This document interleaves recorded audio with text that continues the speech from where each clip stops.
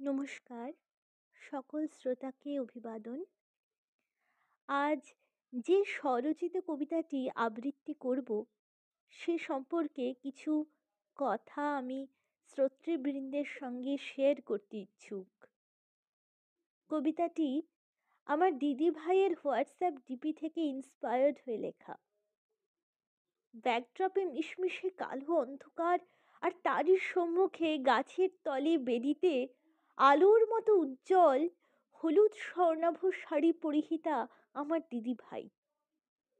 কি যে ভালো দেখাচ্ছে দিদি ভাইকে, তা ভাষায় বর্ণনা করতে আমি সত্যিই অপারগ।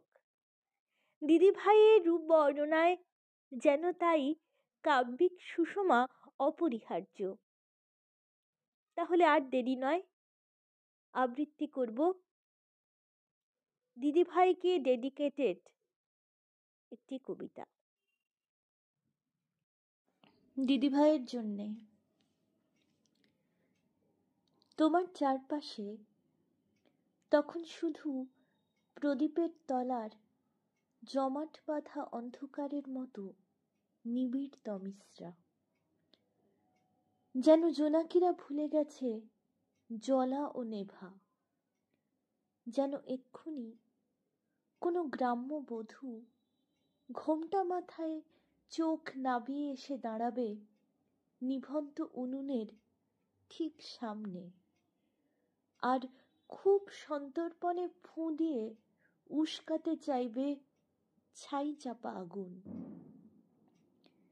যেন খনির আন্ধেরা থেকে মশাল হাতে উঠে আসবে বেতের মতন ছিপছিপে গড়নের কানে মাকড়ি কোনো এক জোয়ান।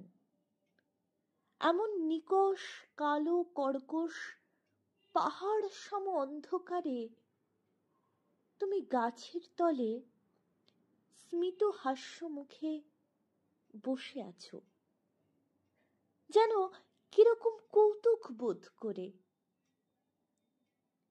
হে আলোক স্নাতা উজ্জ্বল এক দেবী, কতদিন দেখিনি তোমাকে।